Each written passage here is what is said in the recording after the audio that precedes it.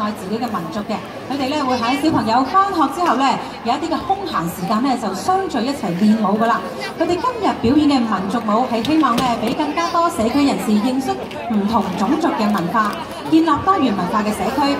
我哋有請 Sweet Mama the Dancer。तिम्रो गालाको तेल जहाँ छ मेरो दिल